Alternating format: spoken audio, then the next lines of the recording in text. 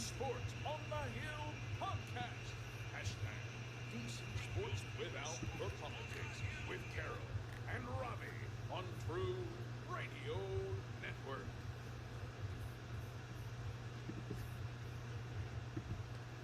That's right. It's Monday night. Sports on the Hill podcast, True Radio Network, coming to you live from the lab. CP3, you know who it is.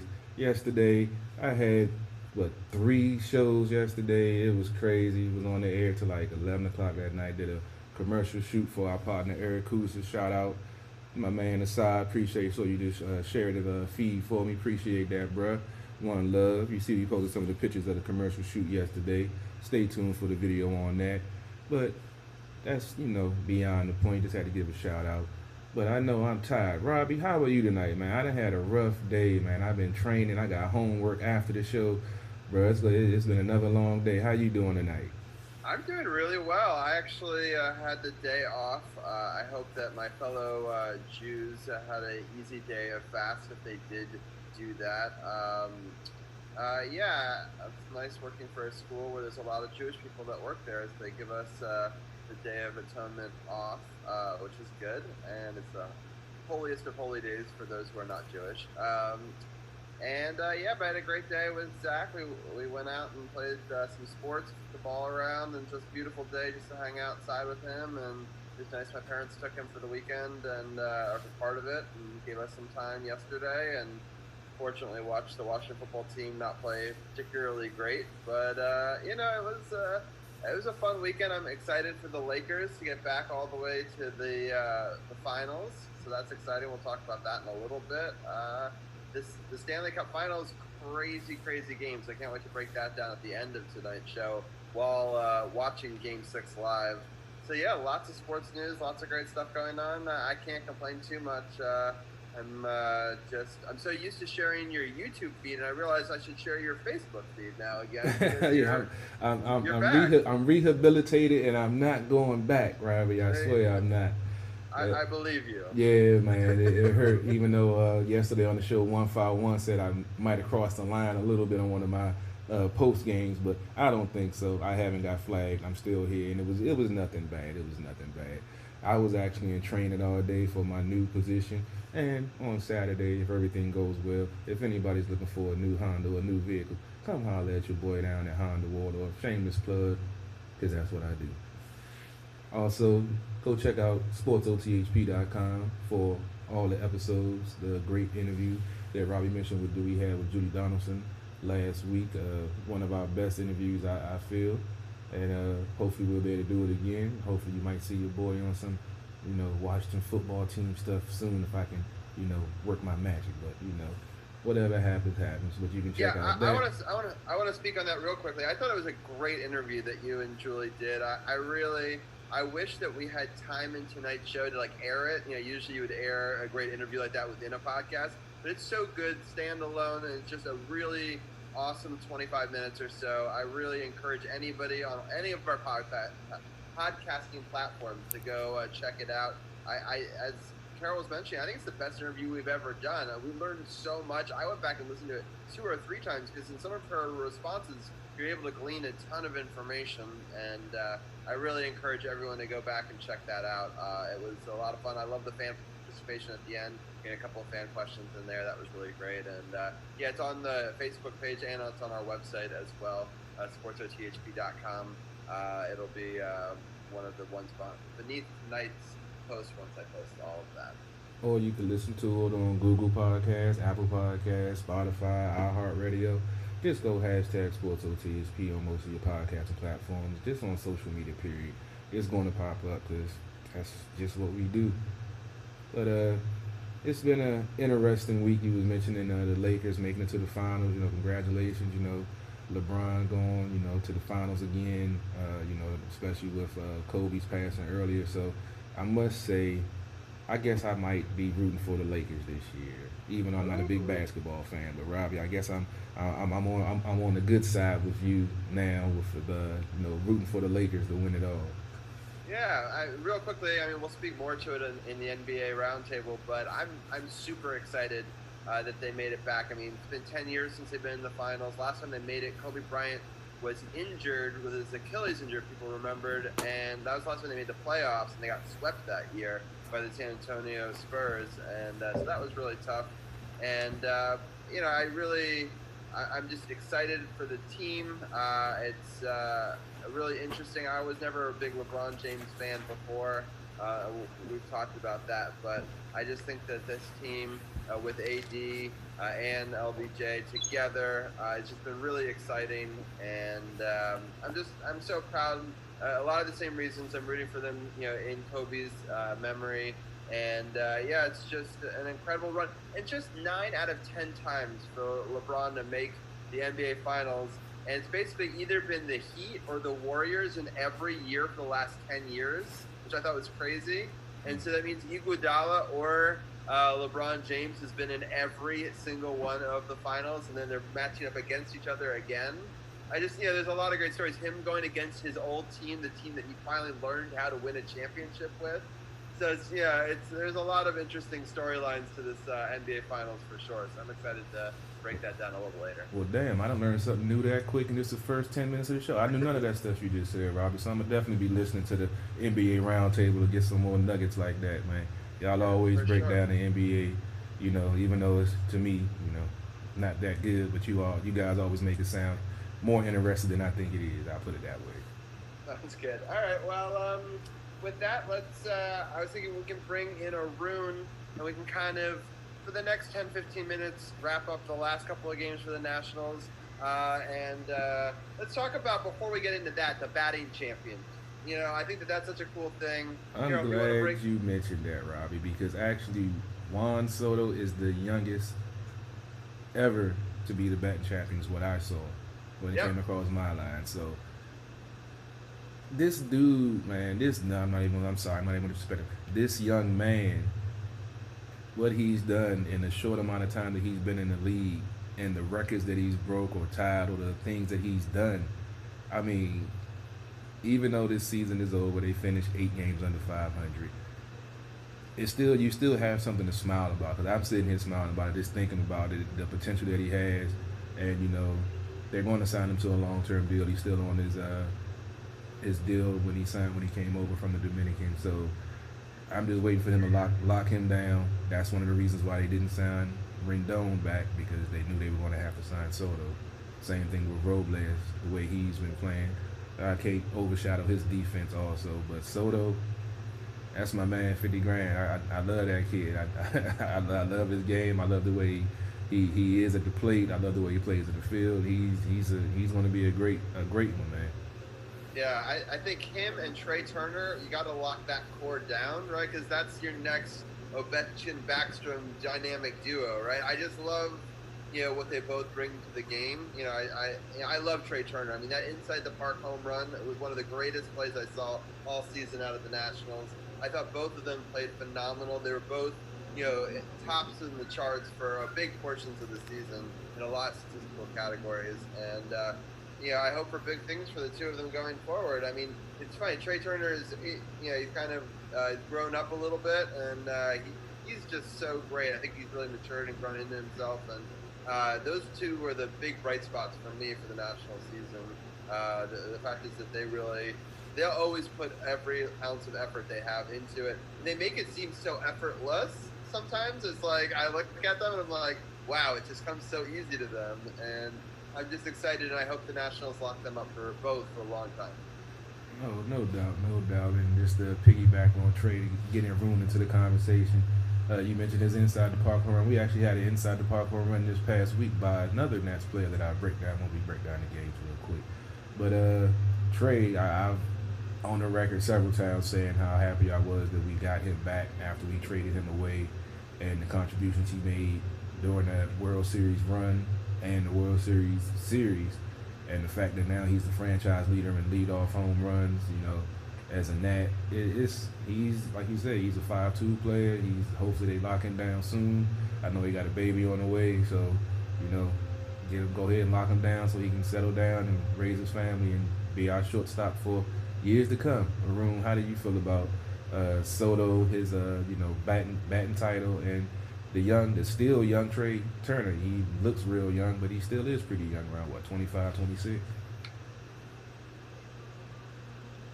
Yeah, that was like he's the youngest player in NL history to win the batting crown since they've been recording the age since 1900 ever, so that's pretty good. And it's pretty like Howie Kendrick tore his Achilles back a couple years ago, and that's when Juan Soto came up, and he said that's probably the best thing that's ever happened to for the Nats because of that. Overall, just like Soto, they need to probably lock him up. Does a nice lock up Trey Turner. Rizzo's a good GM. He let Bryce Harper walk. Probably get into that a little bit when we discuss the games, like going forward. But Soto playing out of his mind. He's up for an MVP, which is pretty incredible considering he missed a couple games with COVID. He has like the highest on base stat in like OPS since like Barry Bonds in 2004. So just for Soto, everything's looking pretty good. That's why I can always count on you, Arun. You came through with all the stats that I forgot to mention, and you mentioned them all. That's why I love you, man. You always got all those stats. You and Robbie, I love y'all stats, guys, man. All right, well, let's just quickly break down the games, and then we can just kind of give our overall thoughts on the season, and then we can, I know Brian Brennan's waiting in the wings to discuss the playoff picture that we're unfortunately not a part of. Yeah, you know, the sad part about this is the best week they've had all year, and we got to rush through it. It's the end of the season. It's crazy that they had to end that way. They ended up the week 6-2, ended up, as I said, 8 games under 500, 26-34. They won 3 out of 4 against the Phillies. The first game was a 5-1 victory. It were double headers in this both of these matchups. First game they won 5-1. Sanchez earned his 3rd victory of the season. He went 5 innings, giving up 4 hits, 1 earned run, with 6 strikeouts and 4 walks. Zach Wheeler took the loss that put him at 4-1. He went 5 2/3, giving up 5 hits, 3 runs, 2 of those earned, with 7 strikeouts and 3 walks. Cabrera went 2 for 3 and had a RBI and a walk. The second game of the series, the Nats won that one also 5-1. I believe that was a doubleheader. Austin Voth finally earned his first victory of the season, puts him at 1-5. Best outing of the season, I must say. 7 innings, 3 hits, 1 earned run with 7 strikeouts and 1 walk. He actually beat Aaron Nola, who's been on the road against the Nats lately. When I put Aaron Nola at 5-4, he went 6 innings, giving up 6 hits, 5 runs, 3 of them earned, with 6 strikeouts and 2 walks. Brock Holt went 1 for 3 with RBI double. The Nats had a 4-run 3rd inning, which was the difference in the game.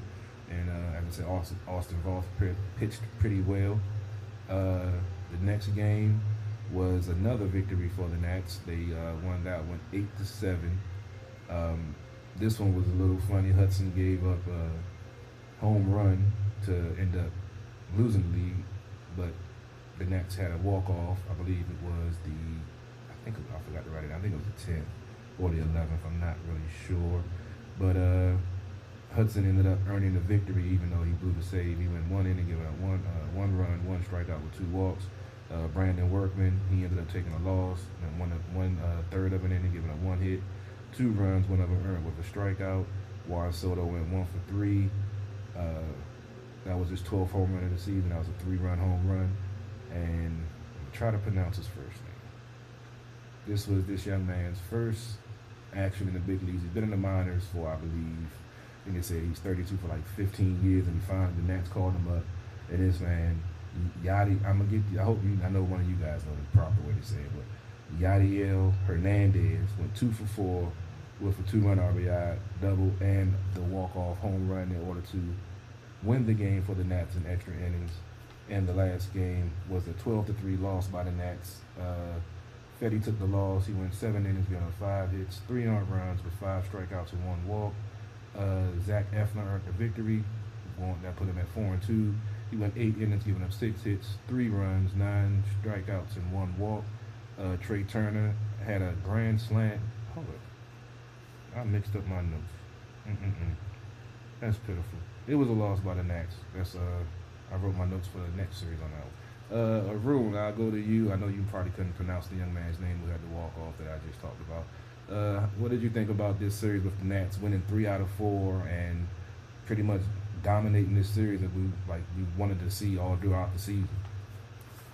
It reminded me of last year because the Nats eliminated the Phillies from the playoffs last year, and this year the Phillies were in playoff position, and then they ended up losing their playoff spot largely because of the series. So that was pretty interesting, like at least at that point in time. And then Bryce Harper was pretty angry in the last game of the series. He hits 2 home runs. Yadiel Hernandez in that walk-off win. He's like the oldest player with his first hit to have a walk-off hit as his first hit in MLB history at 33. And he only joined the majors because he defected from Cuba only 2 years ago. So it's pretty incredible. And some are saying it's like it was a pretty good week for the Nats. It's not it was a start of a pretty good week because it's been a pretty long season.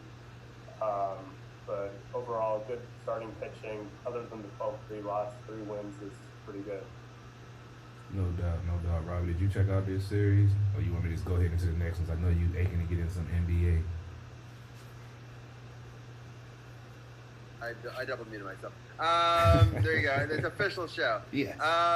It's happened. All right. No, I don't have a whole lot to say on it. I catch moments here and there, but there was so much going on with the the NBA and the NHL this week. I didn't catch long stretches. I'm happy they did well at the end of the season. I'm happy that they at least tied with the Mets. So depending on which standings you look at, some have us above them due to a tiebreaker. Some have them above us because of alphabetical. But it's at least we're tied with them. We're not worse than them. So I will. It's a silver lining with a good final week. Definitely. All right, let me wrap up the season and the final Nats talk of season 5. Unfortunately, we were hoping it would go longer, like that great run we had last year, but it is what it is. This series they had against the Mets, they won a 4-game series, 3 games to 1. The first game, the Nats took the loss. Mets won 3-2. David Peterson earned the victory. That puts him at 6-2. He went 7 innings, giving up 4 hits, 1 earned run, 4 strikeouts, and 1 walk. Patrick Corbin took the loss. That puts him at 2-7. I know he want to forget this season to be over because I don't really know what happened with him. And it wasn't all his fault. Like I say, some of the bullpen issues and some of the offensive issues we had earlier. So he was still a quality sign last year to help get the Nats the championship. He gave up 10 hits, 3 runs, 3 strikeouts, and 3 walks. Edwin Diaz earned the save for the Mets. He went 1 inning, giving up 2 hits, 1 run, and 1 strikeout. Josh Harrison went 2 for 2 with the RBI. The second game of the series, I believe this was a doubleheader also. This was a very entertaining game. I think I actually watched this game. The Nats won the game 4-3. Mad Max earned his 5th victory of the season. That puts him at 5-4. He went 6 innings, giving up 6 hits, 3 runs, 7 strikeouts, and 2 walks. Miguel Castro took the loss. That puts him at 1-2. He went a third of an inning, giving up 1 hit, 1 run, a strikeout, and a walk. Will Harris earned the save, his first as a Nat. He went 1 inning, giving up 1 hit, no runs with 1 strikeout. And Andrew Stevenson went 2 for 3 with 2 RBIs and 2 home runs. One of those was an inside the park home run off a play where the outfielder actually ran out of room and didn't slow down into the outfield wall and kind of knocked himself silly. And then when his teammate got the ball, he didn't even throw it in the infield. He was concerned about his teammate. So it was pretty much an uncontested inside the park home run. He definitely showed some nice signs at the end of the season, Andrew Stevenson. He was all over the score sheet this past week when I looked up all the stats and everything. So, like I said, we have plenty of ammunition in the tank for this team to continue to be good and hopefully get back to another World Series. The next game of the series was a Nats win also, 5-3. Sanchez earned the win, which puts him at 4-5. He went 5 in the third, giving up 4 hits, 3 runs, 3 strikeouts with 1 walk. Porcello took the loss. That puts him at 1-7. He went 3 innings, giving up 8 hits, 5 runs, 3 of those earned with 3 strikeouts and 1 walk. And Daniel Hudson earned his 10th save of the season, going 1 inning with no hits, giving up 1 strikeout and 1 walk. Trey Turner went 2 for 4 in that game with a solo home run. And the game that I was giving the stats for when I was mentioning before, the Nats won the last game of the season, last game of the series, 15-5. Austin Voth earned his second victory of the season and went 5 innings, giving up 9 hits, 4 runs, and with 4 strikeouts. Seth Lugo took the loss. That puts him at 3-4. That he had gave up 5 hits, 6 runs, 1 strikeout with 2 walks. And now the stats that I was reading earlier, Trey Turner went 2 for 5 with 7 RBIs and hit a grand slam. That was his 12th home run of the season. Stevenson went 2 for 4 with 3 RBI with a 2-run RBI double. Yan Gomes went 1 for 3. He had a solo home run also. And that was pretty much the end of the Nats season. Ended on a good note, 15-5. They can, go home and, still enjoy being World Series champs until somebody's crowned a little bit later. Room, did you catch any of this series before we get into MLB playoff talk with Brian, who I know is chomping at the bit to talk some playoffs, even though we can't? Yeah, it was like a similar series to the Phillies. The Nats eliminated the Mets officially from the playoffs, which they had good chances. And then Scherzer, with his win, he got an 11th consecutive season in a row with a winning record. That's the highest active tied with Clayton Kershaw. Yeah, Stevenson was great with those 2 home runs. Trey Turner, he had a couple home runs in this series. Overall, it's more what we wanted to see the whole year, but nice. At least the Nats have something to look forward to. They're bringing Turner, at least Soto, and Hudson, Scherzer, and Corbin back next year. They'll probably have a lot of other changes with Doolittle, Hendricks, being free agents among other players. And Davey Martinez got his extension, which is pretty good. I forgot to mention that. And that was before the Phillies game, and he said we got DeGrom and Porcello. Porcello drew 1 hitter earlier in the year against the Nats. That was his only win of the year. So it's oh yeah, that's right. Yeah, I remember he had a 15-game losing streak.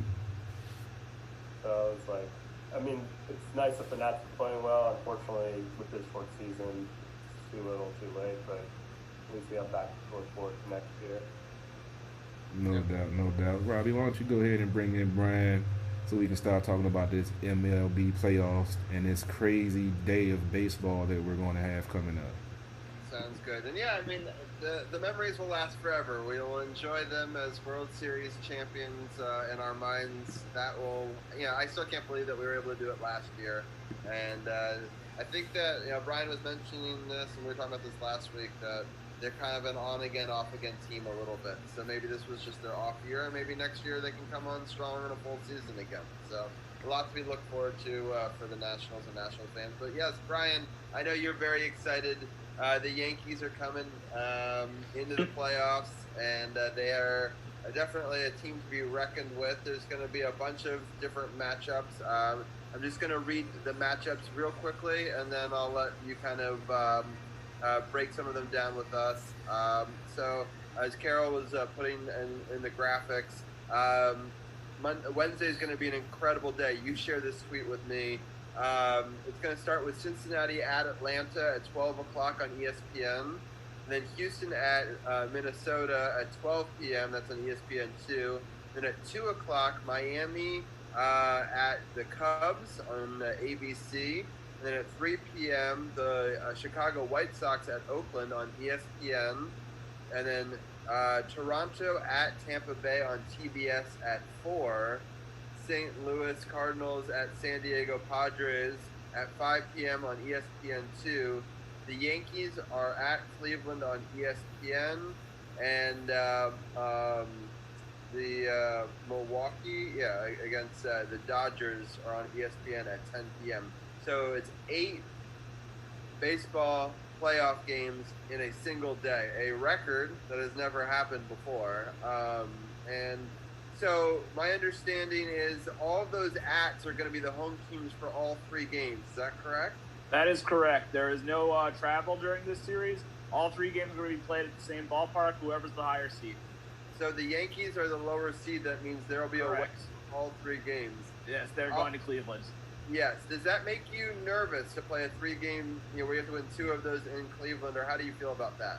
I mean, just talking specifically about the Yankees series, I am pretty nervous, especially because the Yankees did not play great baseball down the stretch. They were a very Jekyll and Hyde team all season. They had like one stretch where they were 16-6, and then one stretch where they went 5-15, and then followed that up with a stretch where they went 10-0, and then followed that up with a stretch where they went 2-6. So you don't know which team's going to show up. Plus, not to mention, yes, Garrett Cole is starting Game 1 for the Yankees, and he's obviously an incredible pitcher, but the starter for Cleveland is going to be Shane Bieber, who is likely going to win the AL Cy Young Award. He won the Triple Crown of pitching this year.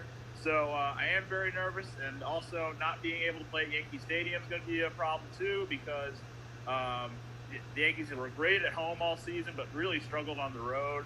So I don't know what to expect going into this series. To answer your question, yes, I am nervous.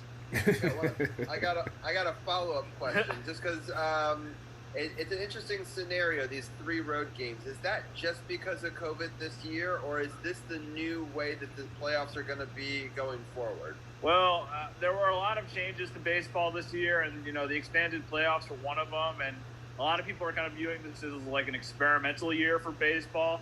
So I think they're gonna figure it out like after the season. If it's gonna be an expanded playoff, we're gonna keep the wild card round, and then I'll be interested to see if they do keep the wild card round. Will they keep it a best of 3?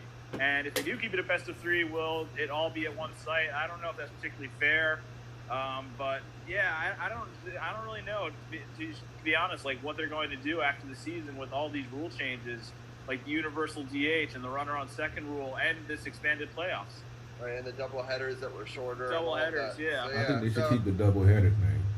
Yeah, I think they should keep the double headers. I agree. Yeah, I think that's the right amount of time for 2 baseball games in a single day. I think 9 innings twice is a lot of baseball. Yes. I mean, even for baseball enthusiasts, I think that's a lot. Now, don't get me wrong. I could watch 9 innings of baseball, but I think No, 9 innings, but 18.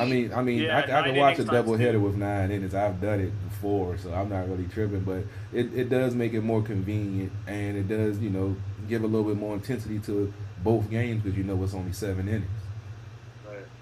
So it'll be interesting for sure. Arun, are any of the matchups? I've sort of quickly went through them, but did anything sort of stand out in your mind, or any of the teams that have made the playoffs that you think are interesting that you wanted to follow?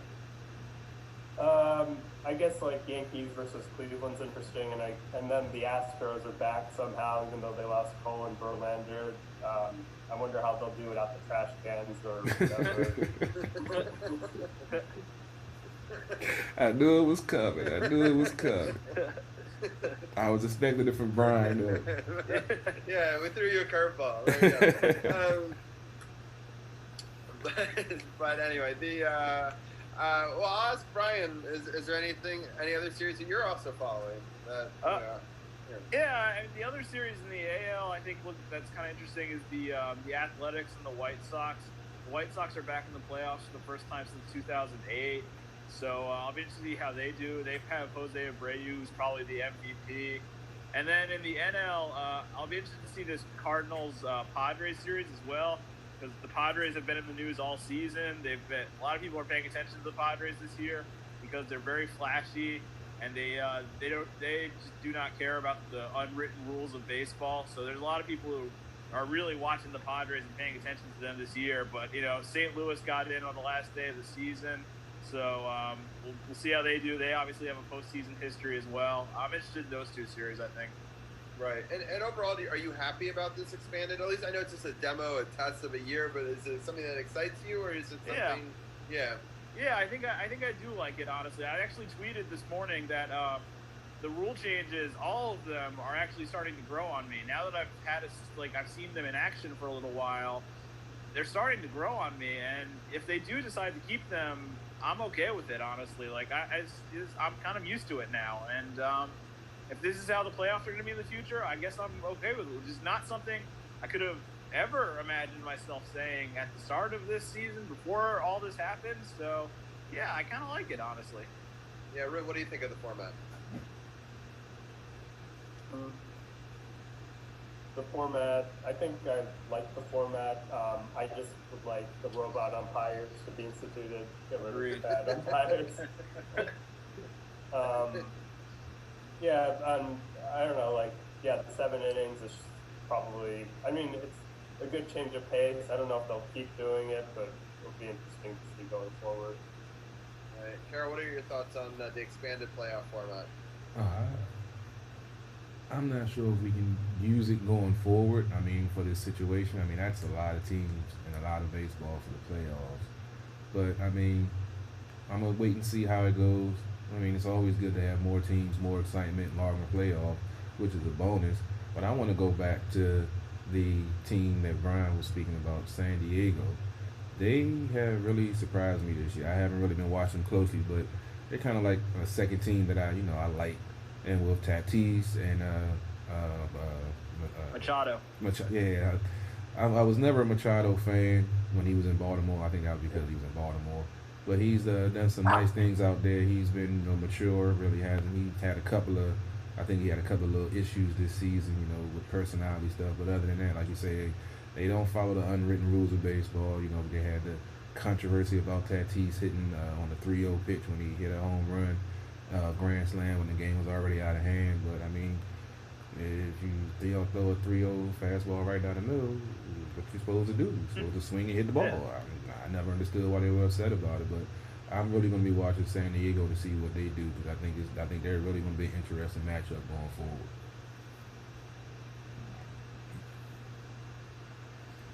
Yeah, I mean, I agree with you. I really like I think you can make a case for both Machado and Tatis being the MVP. They're probably going to help. They're probably going to split some of the votes, honestly. And same thing with the Dodgers. There's too many players who can win the MVP, but you could really make a case for both Machado and Tatis being MVP candidates. I think Freddie Freeman's going to win it overall, but they both had great seasons. And I think a lot of people. It's weird that a team from San Diego is attracting this much attention, but the Padres are in the news a lot. They're in the news almost every day for something to do on the field. So hopefully we'll see if they keep it up. We'll see if the Padres go on a nice run here. No doubt. So I know we ran a little over with baseball. No, I think we're right on time, actually. Okay, perfect. Well, hey, it's always a good thing. So I'm going to go ahead and get ready to bow out, let you guys talk some NBA playoffs, and I'll sit back and chill before we talk some Washington football in the top of the hour. Sounds good. Thank you, Carol. And all right, we're going to bring in our next guest, DC's People's Champ. And nice. I like the dramatic opening. You're going to have to unmute yourself, though, Champ. There we go. I thought I did, but I guess I didn't. What's Hey. up? Hey, no problem. Yeah, good. I like the Washington football gear. The new. I don't have any new gear. I need to get the face mask. I thought that's going to be iconic. That's going to be a piece of history for a long time. And I love the championship belt as always. How are you doing today? I'm well. It seems like everybody's having a case of the Mondays except me. My Monday was actually pretty chill for once. Yeah, I actually had a really good Monday too. I'll take the day off, even if it's for not, of course, the happiest of reasons, just in the Jewish religion. But I'll take it regardless. How are you doing with that, Robbie? You good? Yeah, I'm good. I didn't fast. I didn't do any of the things I was supposed to do today. So I'll be 100% real. Black Jew people would be so disappointed in you, Robbie. You know he would be so disappointed in you. I don't know. Maybe he would be. I don't know. We'll see. I've always been very, very Jewish in certain things, but not in everything. So Jewish adjacent. Exactly. Yeah. I do enjoy my shellfish, and I do enjoy eating today. So it's one of those things that happen. All right, we're gonna bring in our next guest here. We got Tim Clark, who's part of our round table. I think he's still logging in. There we go. I'm here. There you go. Hey guys.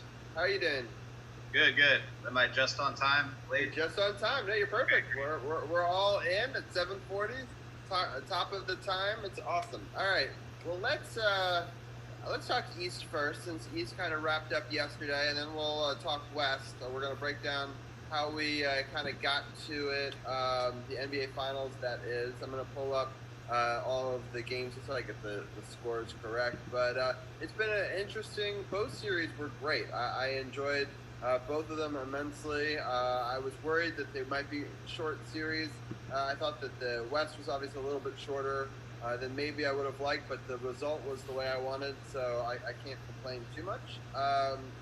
And this Heat-Boston series was a bit back and forth.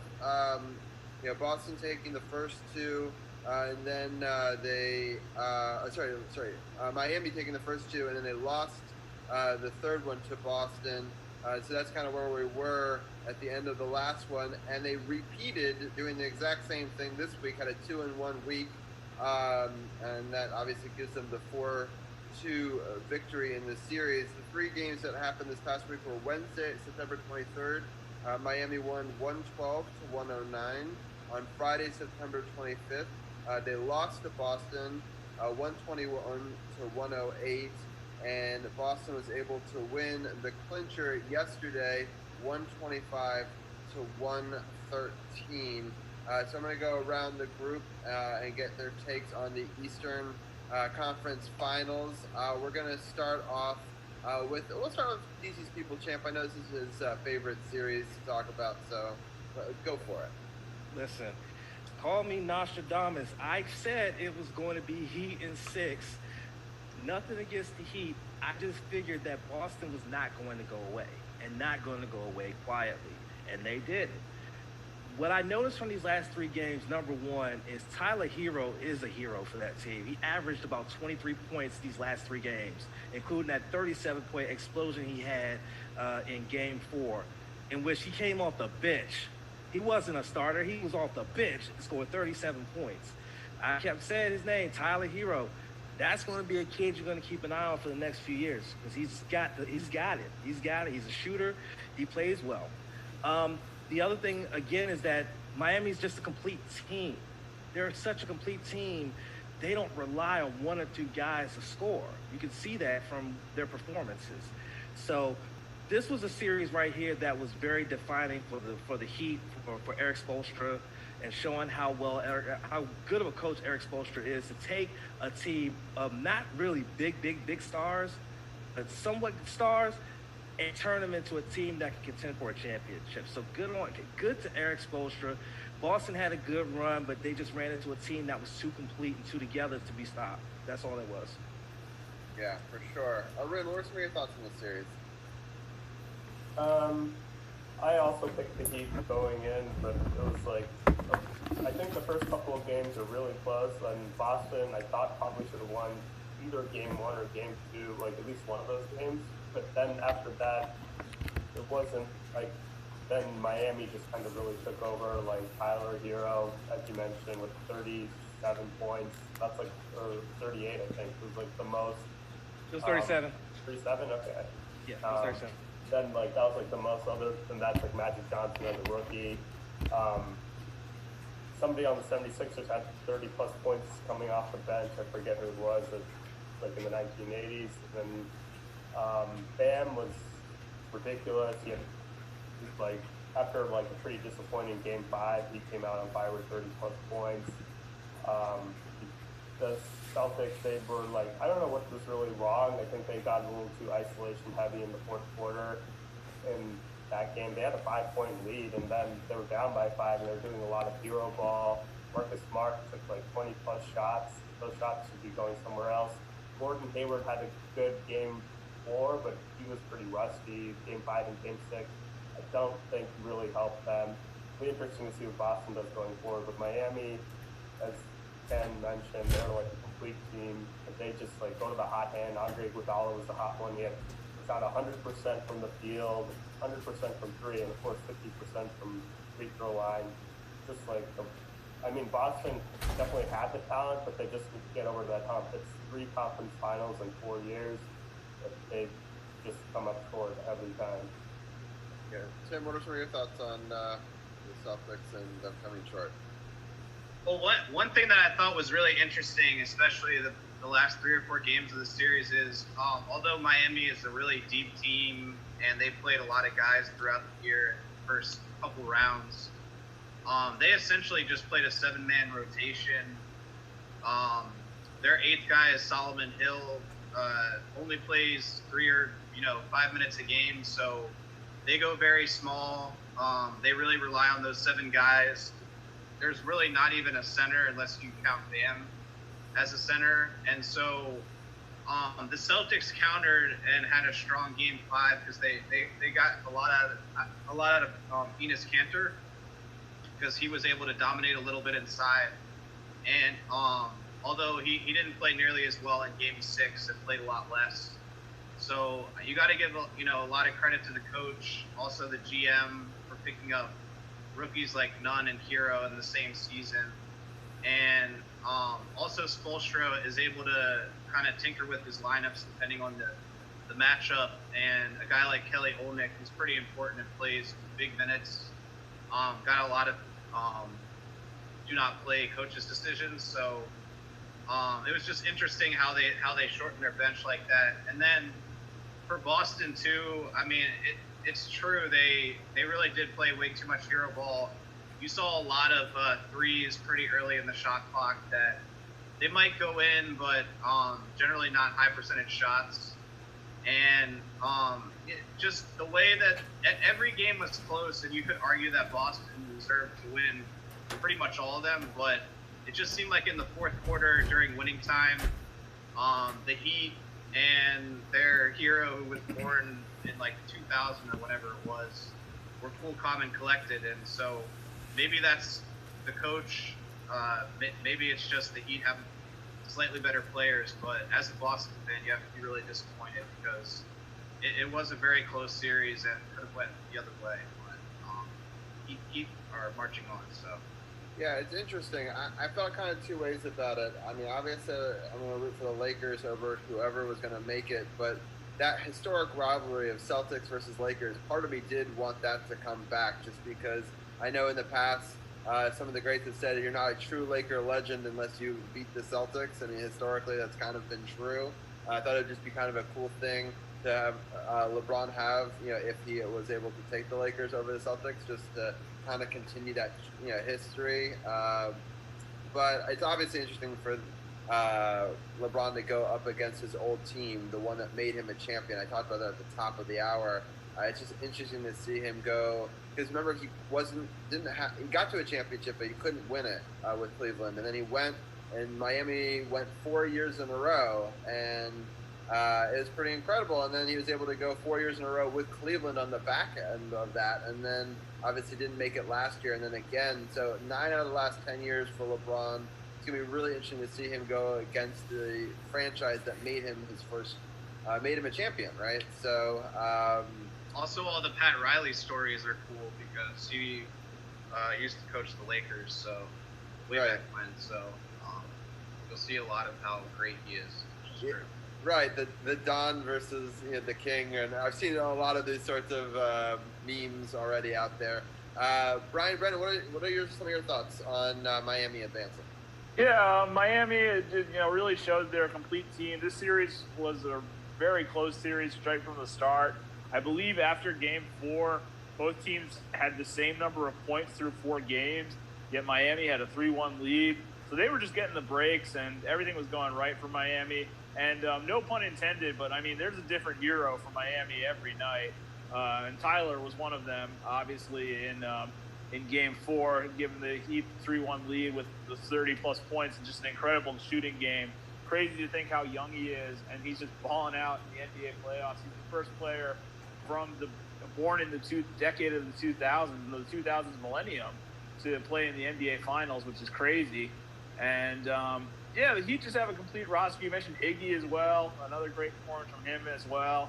A really great showing from them. I'll be interested to see how the Celtics offseason goes. I think they'll be back next season and strong in the East because, the East really still has a lot of question marks. But Miami, I'm very impressed with. I think they're the right team to represent the East in the finals. They've been just great since they've come to the bubble. If I'm not mistaken, they still haven't lost back-to-back games yet in the bubble. So, they've been the best team in the East since the bubble started, at least. Right. No, they've really kind of come out of nowhere, but I think they're the true complete team. And I think in these sort of scenarios where it's just really strange and unlike any other season, I think if you can bond together and be the best teams, and I think that eventually the two best teams rose to the top. And it's interesting because I think for the Lakers, you'd always think you'd have to win through LeBron, but they're really playing through AD and doing some interesting things that are different. I'm interested to see if the length of the Lakers gives the Heat some fits. But let's break down how the Lakers got there, and then I'll get all of your takes at the very end about how you see the series going, or at least through the first three games, because we'll preview kind of the first three games, and then next week we'll recap those and talk about the next set of three. For the Lakers series, when we last left off, they had won both of their games. On Tuesday, they actually lost to Denver 106 to 114. Then they were able to come on strong again. On Thursday and Saturday, they were able to win 114 to 108 and 117 to 107. AD playing very well. LeBron, playing a great team game. Just really kind of impressive throughout. Brian, I'll let you start with this one. What were your thoughts on this series? Well, Denver definitely didn't quit at any point in this series. When they were all down 3-1, I think we all had the same thought that maybe they were going to have another comeback here. But the Lakers were just too strong. I mean, they showed it. They really put them away in both games 4 and 5, leaving no doubt, in my opinion, who the better team was. Denver will be back. Grant had a great game for them in Game 5. He's going to opt out and be a free agent. We'll see if they bring him back. And Jokic, of course, and Murray both kind of struggled. The Lakers kind of slowed both of them down a bit in this series, which is the key. When you slow down their two best players, you pretty much slow down the rest of the team. But, Lakers are like I said about the Heat being the right team out of the East. I really believe the Lakers are the right team out of the West. They've been the best team in the West all season, even before the bubble, even before the pandemic. So they deserve to be here. And, LeBron, incredible. This is, I believe, his 10th finals appearance, which is just crazy. He's been in just about every finals for the last decade, except for last year. What can you say? The guy is one of the best players of all time, unquestionably.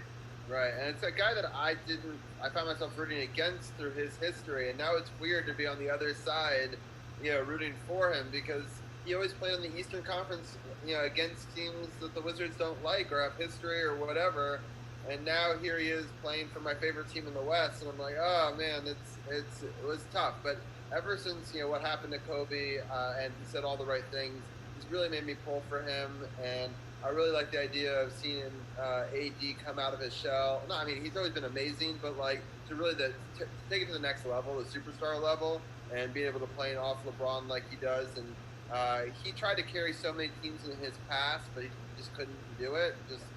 It wasn't quite enough, and he needed a team around him. And LeBron has been a bit the same way, where I feel like LeBron has balled out a lot.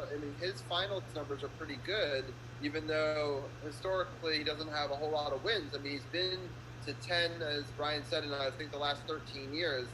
And the reality is he's only won 3 of them. So he needs to play a team game to find a way to win, especially against a good team like Miami. I just want to say, all the competition LeBron, you got to think about the competition LeBron's faced in the finals, too. He's played all-time great Spurs team, all-time great Warriors team. It's been really tough for him in these final matchups. The only one you can really blame on him, the loss you can really blame on him, is the one against Dallas. But, we'll see how this matchup goes for him. We'll see how this one goes. Yeah, he hasn't been favored in very many finals. To speak to what you're saying, which is crazy when you think about how great he was, I would say that he had much harder competition in a lot of ways than Jordan did during his run for his 6 championships. I think Jordan went through some tough teams. I don't want to downplay those Jazz teams at all, but at the same time, the Warriors teams we talked about being one of the great. I mean, you go to 5 finals in a row, and the team, the matchups that they make, obviously are very tough. Arun, what are some of your thoughts on the Western Conference Finals? This series, I think the 3-1 comeback was kind of in play before Jamal Murray got injured, then it was pretty much his finish. Like whatever hope there was, they cut the lead down to 3 points going into the fourth quarter. But even then, like the Lakers, I think they probably wouldn't have folded either. But it was like an interesting matchup because like I don't know, like Jokic was fouling like crazy. Like I think he committed a lot of mental errors. So I think that edge is going to the Lakers. And overall, it was just a pretty good series. Like Game 2 was the one that could have gone either way, and that Denver can't keep falling behind 3-1. The Lakers, I think, I'm really impressed. Like going into the season, like not making the playoffs the previous season, that's a really big accomplishment. Like Miami, they didn't make the playoffs either to make the finals, and Anthony Davis and like as you said, Robbie, the go-to player. Like that's pretty impressive with like his first year in the Lakers, and what more can you say? It's like Dwight Howard is like the 4 former Wizards on the Lakers, which is pretty weird, and it's just shout out to the Lakers. A lot of them weren't picking them before the season, but Vegas was right. They picked them, and they're in the finals. Yeah, it's interesting. All right, we have just a couple of minutes left, so I'm going to allow Tim and DC's People's Champ to give their thoughts on that series and what they're thinking is how the first couple of games are going to go in this upcoming series. So I'll start off with Tim. What are some of your thoughts on both those things? Yeah, I think quickly on the Western Conference Finals, Denver can hold their head high. Murray hasn't made an all-star team, but he definitely will, and people are going to know his name now and really pay attention. I think Arun touched on this, but the foul trouble to Jokic really killed them. In games where Jokic plays 35 or 40 minutes, they win a lot more often. But he does a lot of stupid mental mistakes on the defensive end and gets fouls early. But when he plays, he's vital. He's a great offensive player. So that was a big issue with them. And also just one thing that really impressed me with LeBron, we talked about his offense and all the times he's been in the finals, but at the end of Game 4, when it was really close and the Nuggets had a chance to tie it 2-2, he took on guarding Murray at the end, like 3 or 4 possessions, and he shut him down. I mean, this guy who's much smaller, maybe quicker, and he, guarded him like one of the best point guards could. So I'm really impressed. And then in the finals, just for a quick preview, I'm tempted to pick the Heat, but it's not going to happen. I think Lakers probably in 6 games.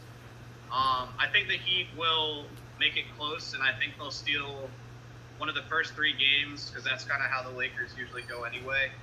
But I still pick them. I think they're too deep. And when you look at you look at the starting 5, it's a little bit stronger than Miami. So that's my pick. Right, DC People Champ. What are your quick thoughts on those things? Real quick, 2 things. 1, AD does stand for Anthony Davis, but it also stands for all day because he was making buckets all day, especially from beyond the arc. He's gonna be dangerous in this final series. And number 2, like I said before, Denver is a very scrappy team. They showed how scrappy they were. They were able to take 1 from this very tough Lakers team, but they couldn't take more than that. And that's why we are at where we are now with the Heat and the Lakers. Andre Iguodala in his 6th straight NBA Finals appearance. LeBron his 9th in 10 years. I mean, and Iggy been known to be able to lock down LeBron in the playoffs.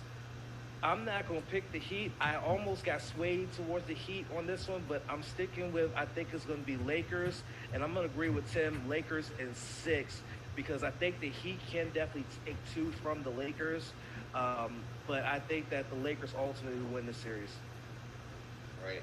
For the record, I also have the Lakers in 6, although I wouldn't be upset if it went 7 just because I would enjoy that. I'm rooting for the Lakers, but I'd like it to be a good series. Brian, your quick predictions. I mean, I was going to pick Lakers in 6, but everybody else beat me to it. Well, I mean, I think we can all be in agreement. It's not like there's like a set number of people who can say that. So. Yeah, all right. Well, I think this will be a competitive series. I don't see it as a sweep or anything like that for the Lakers, but I do see like Tim said. I think one of the first 3 games, Miami. Really, if they want any real chance to win the series, I think they have to steal one of the first 2, to be honest. But I do see them winning one of the first 3 games at least. And I just think the Lakers are going to be too strong. And I just want to give one shout out to Udonis Haslem, who's now been in every finals the Miami Heat have ever been involved in, including their first finals appearance back in 2006. So Udonis Haslem deserves a shout out as well. And I think I said this in our chat, but this final does have Antetokounmpo and Leonard in it. It's just not the ones you think it is. All right, Arun, your final quick thoughts, and then we'll and also maybe your goodbyes as well, since it's already 8 o'clock. I'll be the contrarian. I'll pick the Heat in 6. I don't know.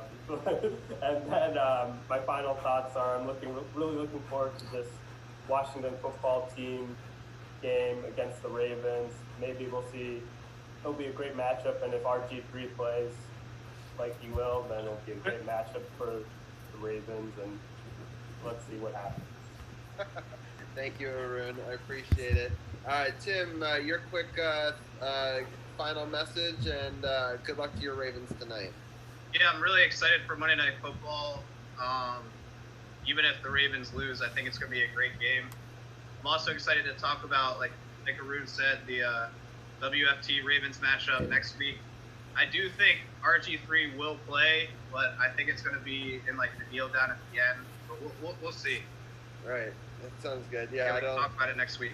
Yeah, I remember across the board, everyone pretty much picked the Ravens in this one. So not many people took. You never know. I mean, they could. Last week we all picked them to beat the Browns, except for Arun, and Arun was the only one that was right. So, although I picked them in the Pick'em League to lose, because I just had a bad feeling day of, but Arun had that foresight weeks in advance. So. Yeah, he's got to make it to 2-14 somehow. Right. All right, Brian. Well, thank you, Tim, so much. Yeah, good luck to your guys. team. And Brian, final thoughts, and I'll let you go as well. Let's go Yankees. That's all I have to say. Let's go Yankees. Beat Cleveland. Have a good night. That sounds good. And DC's People's Champ, let people know what's happening on No Spots. Oh, man. Well, we just put out a podcast today covering nights 3, 4, and 5 of the G1, the review of that, plus 6, 7, and 8 preview coming up this week. And also on the podcast, the regular podcast, we will review Clash of Champions, preview Takeover, NXT Takeover, and Bound for Glory. Not Bound for Glory. It's a pay-per-view coming up for Impact. We're going to review that too. So we got that coming for you. We'll see y'all. Sounds good. And thank you so much. I appreciate it as always. And Dujanay, I've got you on just the tail end of our NBA segment. I know that you are also a fan of the purple and gold. What are your thoughts feeling as they get back to the championship? They're tough. I do like what Miami brings. They're small though, and that's going to be the thing that's going to plague them, is that they're small. But at the end of the day, I think they're going to give them a run for their money. But probably Lakers and probably 5. I think. I think they could possibly sweep them if they're focused. But we know the Lakers haven't been focused throughout any of the series. They're going to fall out here or there and not give it their all. And I expect Miami to be scrappy. So it should be fun. You think that the Lakers will lose one of these first 3 and then sort of take it from there? Yeah, that's what I see. I think one of the first 3 games they'll lose, and just like they kind of did with Denver, probably a little sooner with Denver, than what they did with Denver. But I think they'll lose one, and then it'll just be Miami will be close in a lot of them. But at the end, I think it'll be a takeover between AD, LeBron. I just think he's on a mission, man. He wasn't even barely smiling at the end of that. So, yeah, I think it's going to be one of those deals. Sounds good. Yeah, no, it'll be interesting for sure. I'll let you guys get into some Washington football team talk, but I figured I'd pick your brain a little bit since a fellow Lakers fan. Yeah. Well, what's going on, Dujanay? What's up, man? Ain't nothing, man. Just thinking about this past game. I don't know if you got a chance to check out my post game live I did yesterday. It's on my page. Go check it out. Me and Big Hurt broke it down and just talked about some of these word and some of the stuff going around about Haskins. You know, we chopped up about this, and me and Big Hurt broke it down big time yesterday. I'm gonna preface my statement to saying I'm not trying to cover for Haskins because he's a black quarterback. He made mistakes. In my opinion, this loss is on him. His turnovers swung the tide of the momentum of the game, and he was making bad decisions. He was missing targets again. He was missing open receivers again. And even though I saw some progress from the offense in the first half, I'm not seeing enough progress from him on the field. I mean, we're hearing all of these good things about how much he studies film, and we saw all the work that he's put in.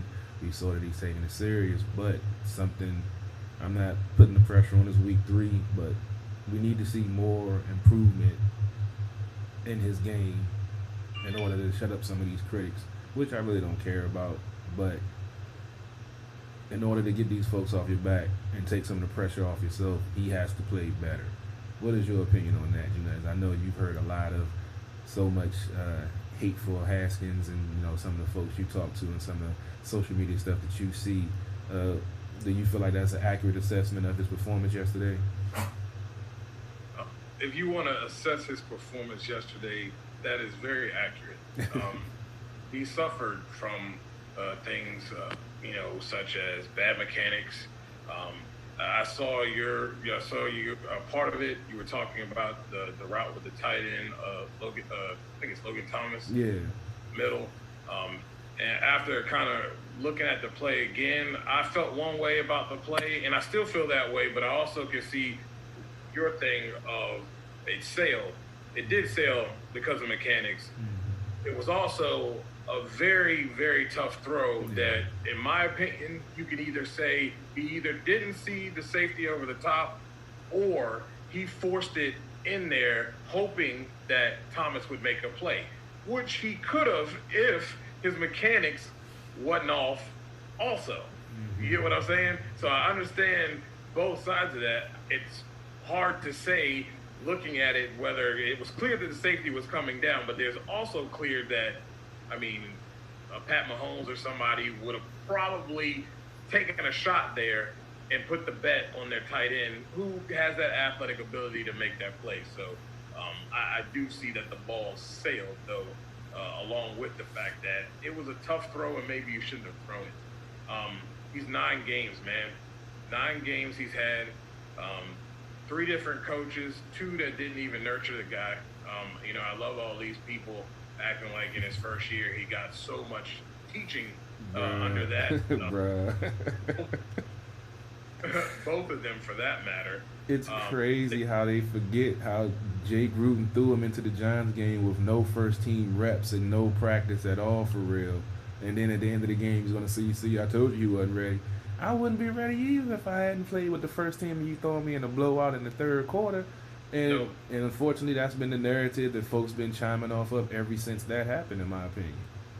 Absolutely.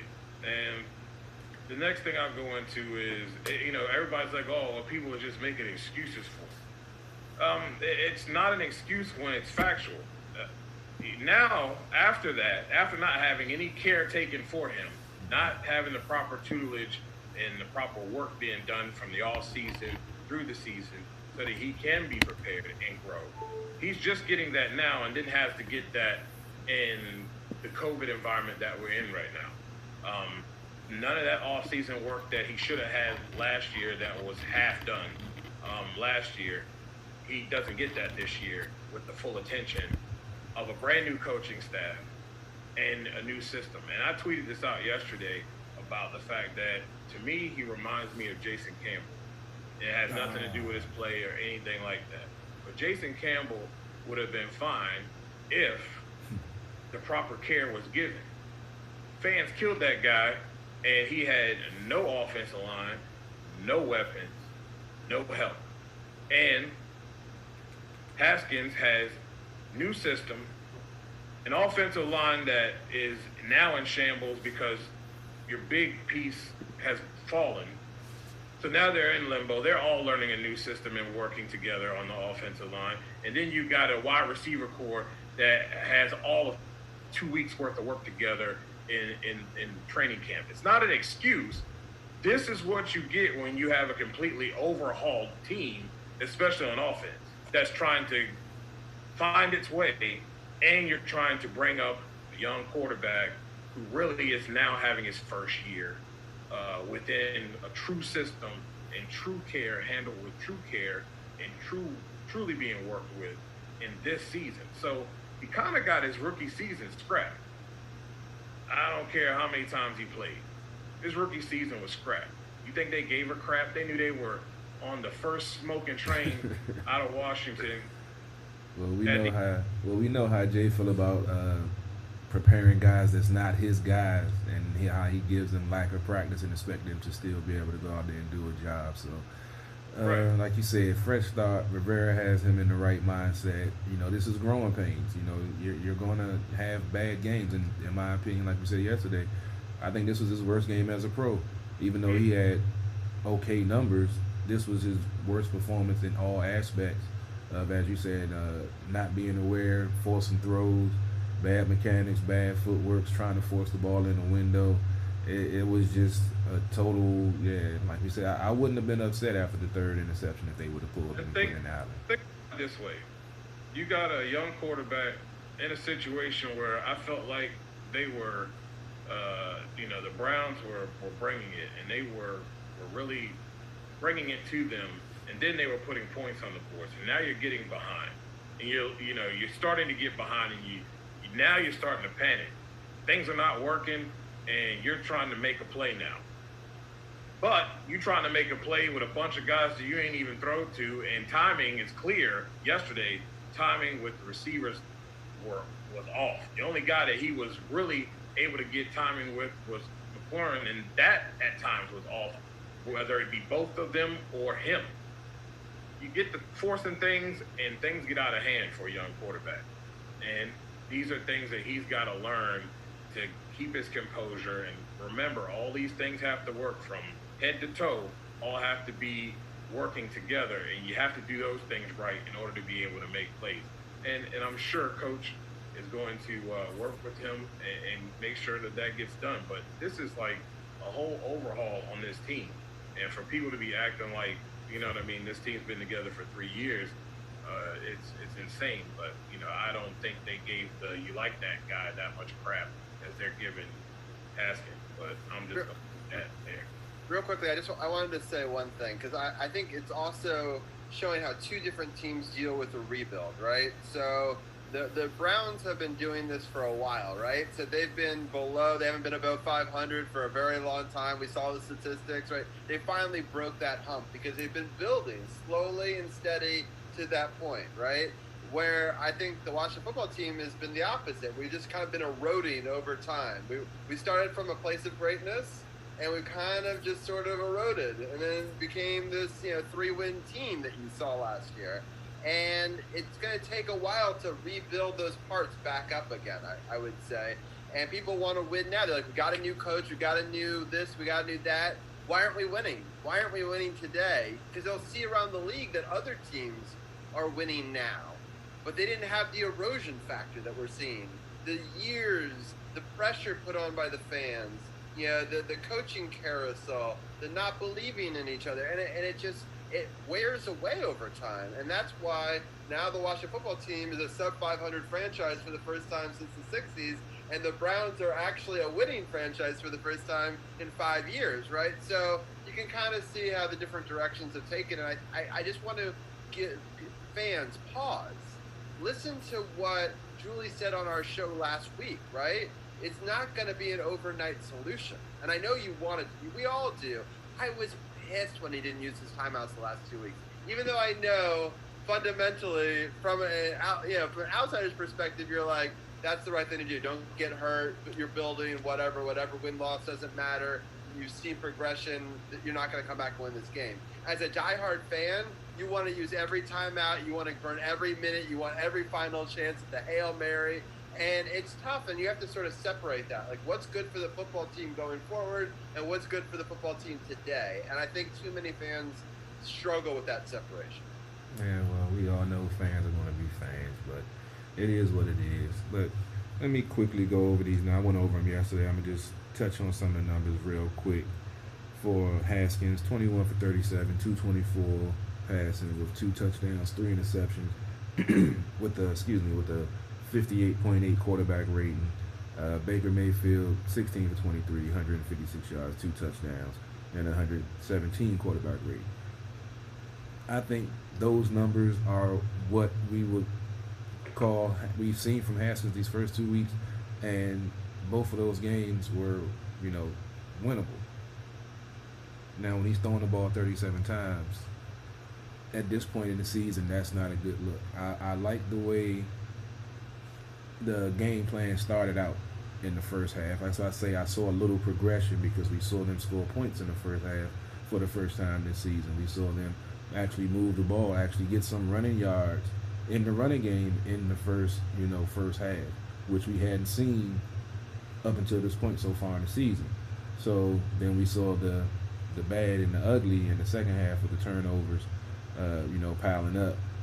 It was, pretty much done deal once that momentum swung to Cleveland. And like you said, dude, with Haskins where he is, they were just sending the kitchen sink from different angles almost every time he dropped back. And once they got the lead, it was pretty much curtains. They were just pinning their ears back and going. Excuse me, I put that on Scott Turner a little bit with the play calling, because in the first half he was, getting Wright involved, getting Gibson involved. And it's like once they started getting behind, it's like we saw Jay Gruden syndrome again. No type of strategy, just throw.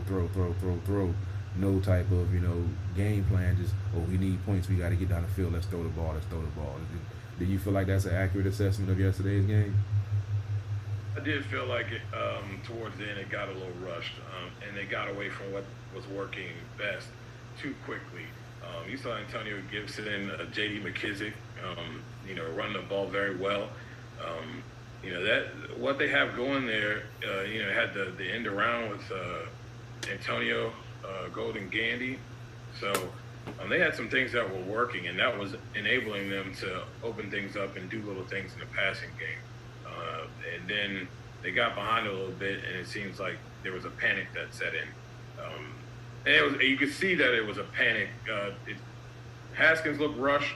A lot of the play calls looked to be rush calls to try to get a big bang for your buck, to try to get quick scores. And, if they had worked it the way they should have, worked it down the field, kept stuck with the game plan, maybe it's a better turnout. I don't think they win the game. Defense didn't help very much, for various reasons, obviously. But I don't know if they would have won, but it definitely would have looked a lot better and palatable. And so, when you have a lot of turnovers like that, never a good look. Yeah, I didn't get a chance to see the game. I was watching on my phone, and I was in transit doing some things. So I was hearing McClissick was having some good runs, and I saw some of the moves, some of the things that Gibson was doing. Like I saw right in the game. I missed the drop by Golden when he was that 20-yard catch that he was supposed to have that they overturned. I heard it on the radio when I was in transit. But I don't, like you said, panic is probably the right word, because he had a good flow, he had an up-tempo flow, and I was enjoying seeing him grow also. We also have to give some credence to him too. He was in Carolina last year for half the season calling plays. He did some nice things with Christian McCaffrey, like I talked about earlier, 1,000 yards receiving, 1,000 yards rushing, first time done, I believe, in the NFL. And he has some growing pains to do too. I guess because I've had to endure 6 years of Jay Gruden, when I see that philosophy, it just frustrates me to no end. So when I started seeing it towards the end of the game, I was just like, let me go ahead and start writing my notes for post game, because it's not going to do nothing to piss me off, because it's not going to work. If it didn't work when you were pacing yourself and having a good game plan and mixing in the pass a little bit too much, then what makes you think that just trying to do something fancy is going to work now when the other team knows all you're going to do is pass. It's like counterproductive in my opinion. But I got to remember, he has to grow also. And you have to think about with everything that they have going on, they got a whole, everybody's trying to get on the same page. And it's obvious that the timing isn't there with the passing. I don't even know at some points that play calling would have been bad if you had the timing and had everything working together, the offensive line, the receivers, the timing with the receiver and the quarterback. Maybe some things would have worked out better. But they just don't have the timing right now. They don't have the protection right now to be able to run some of those plays. And you have to stick with what works, especially when you're having, to move guys around on the offensive line due to injury. So, there's some growing pains that are going to be had out there at right tackle. They're still trying to figure that out and the consistency there. So, there's so many factors. It's not just on passing, there's some throws that you're looking and you're like, nope.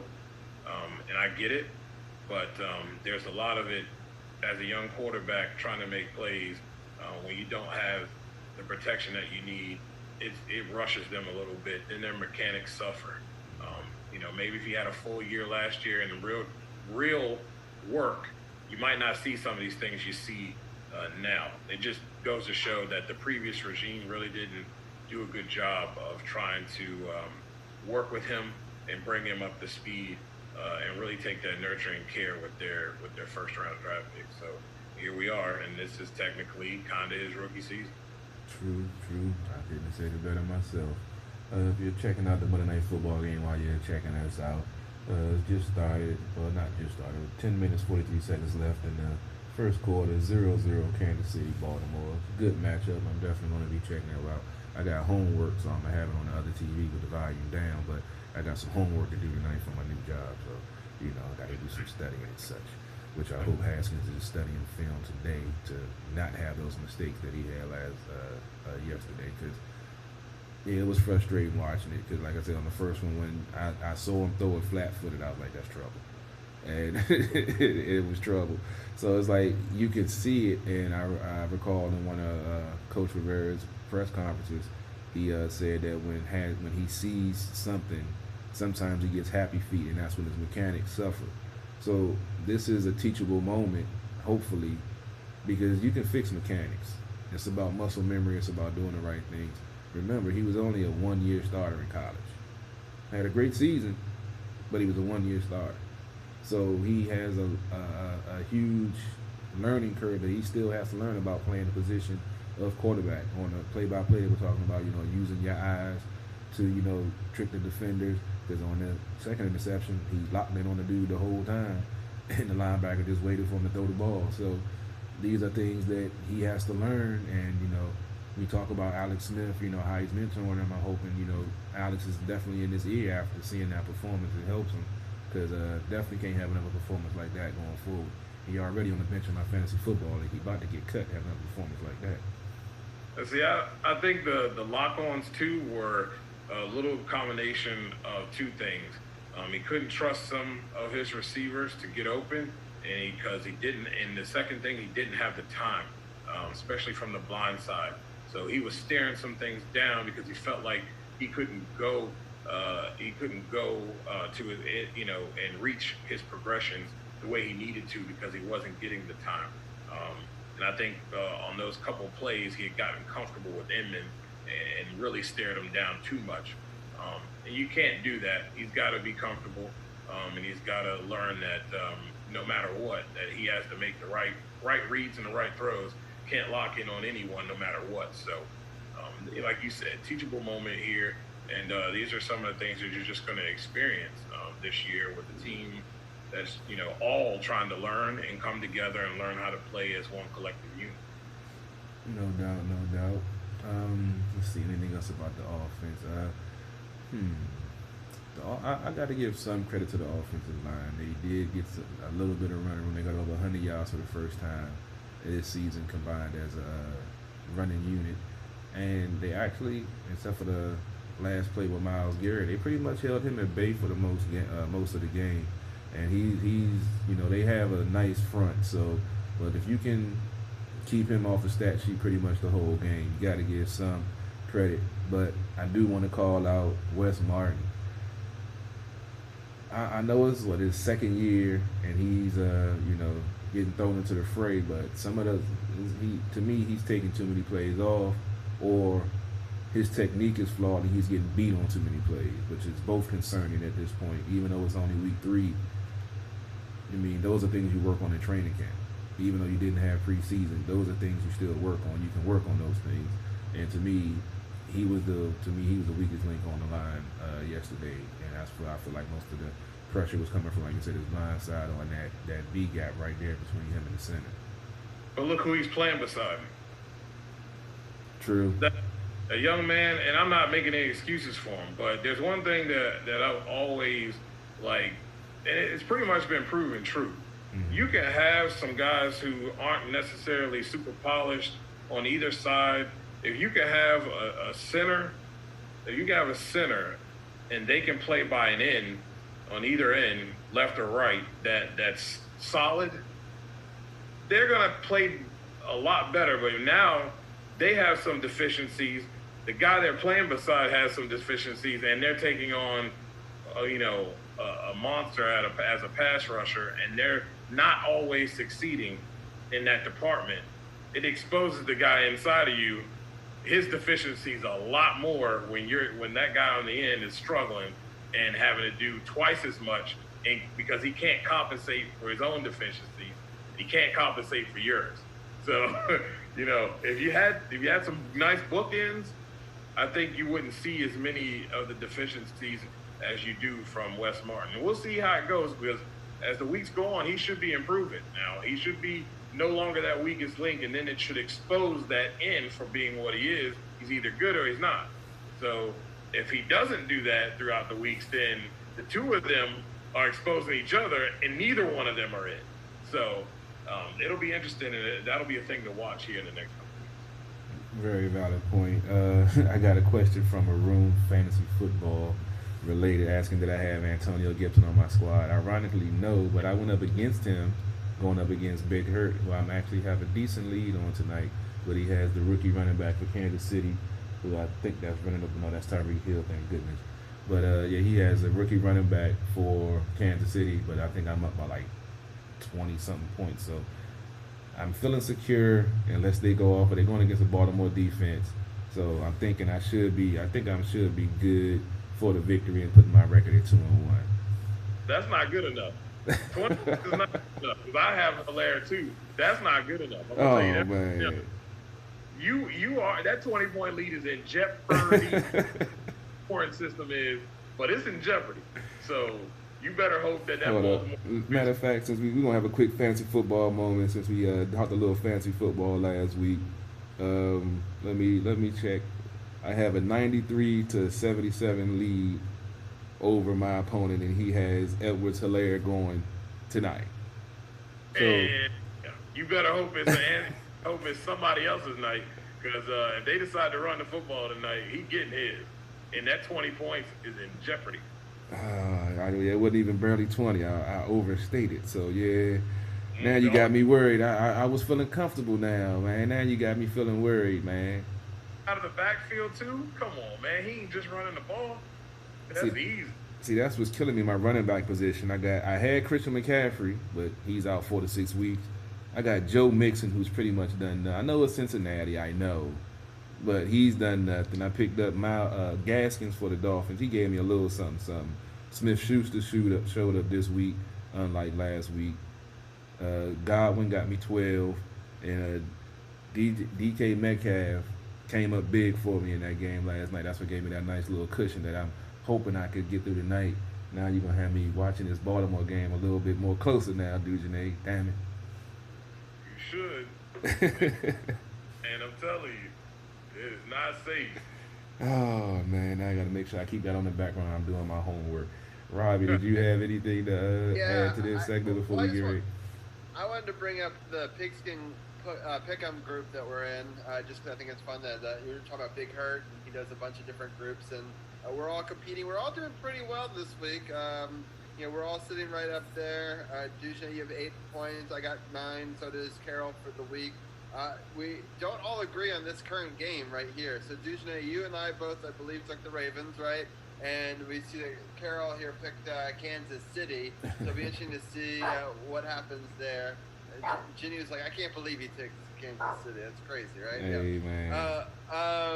No, but I thought that was interesting. We're all sort of at the top of the leaderboard for the week. I thought that was kind of fun, and we're right up there, all within a couple of games.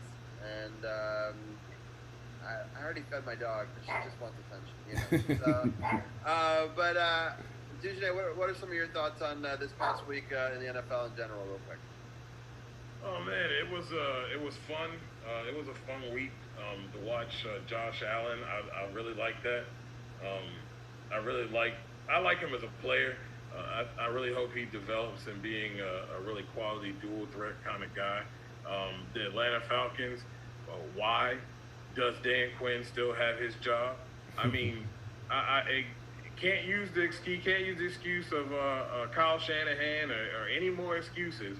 The man been terrible since 28-3 in the Super Bowl. You lost 2 games and you had a 14-point lead. Come on, bro. Like, I don't know what Atlanta's doing, but I mean, the Clippers fired their man. I saw Doc got fired today. Semifinals and they fired him, but Quinn still had his job. Yeah, okay, all right. My last one, oh man. My last one is funny because I really wish I was sitting with a Cowboys fan when they actually thought that they were going to come back to win, and see how they felt this week when it didn't happen. Because it's just happenstance. There's no skill to that, right? Like, obviously there must be some skill to blowing 14-point leads, but there's no skill to come back from that depth when you dig yourself a hole like that. Can't do that all season long and get away with it, and they weren't able to get away with it this weekend. So I wish I was sitting with them to see the up and the real excitement and like, oh my goodness, we're gonna do it again, and the heartbreak. Yeah, I'm happy you mentioned the Doc thing because I really wanted to get that into our NBA thing, and I just couldn't fit it in there. I can't believe 3 times he's blown a 3-1 lead, just but I don't blame it on him so much. I don't think it's just so it's a shame that he's out of a job because I think he's a great coach. I think he'll get picked up again pretty easily, even with that record. So. No, he would definitely go to a team that's rebuilding. He's definitely a great coach for rebuilding, and get the right pieces and the right thing going, then he can hopefully make another run again. But, I love Doc because he got my man KG his ring. So, he's always been a favorite of mine, even when he played. I like the gritty style back in the day. But yeah, I think he might take some time off because, he's been, stressed with all the stuff that's been going on in the outside world with the politics and the climate of the country right now. So I think he might take some time off just to spend with his family and just to chill. Yeah, for sure. Yeah, I would too. That makes a lot of sense. But I am happy that you got that in there because I did want to talk about that. But yeah, it's been an interesting week for the NFL in general. I didn't do as well as I had done last week, but we're still sort of climbing back into it. And that was an interesting one. So I didn't have that. So for sure. So yeah, if I win tonight, I have first place for myself. I just checked the other person; he went for the Ravens too. So yeah, Kansas City just scored to make it 7-3. As long as it wasn't a running back, I'm happy. Right. Yeah, it's true. It's interesting. Arun also picked Kansas City, so I see that he's still listening in. So, but I know that because he's friends with Tim, would not be rooting for Kansas City, but. Y'all kill me with that. Y'all pick one team but then root against them when you're actually watching it. I could never do that. Well, I mean, but who you think is going to win a game and who you want to win a game isn't always the same, right? I mean, yeah, true. I never, I never thought about it like that. I just look at it as I want my team to win. I don't think about anything else. Otherwise, I'd pick the Washington football team every week, and that would not. Haven't you noticed that's what I've done for the last 3 years in pick? And I am the opposite. So there we get the yin and the yang. I bet against my team every week, so that way when they lose, I've got it right on pick 'em. I don't double lose. So it's it's a different philosophy, right? I could never put that X there, man. I just can't do it, man. I can't do it. My dad taught me at a young age, always bet against your team. At least you'll win something. So, I'm not even going to touch that. All right. Well, Dujane, I think we'll.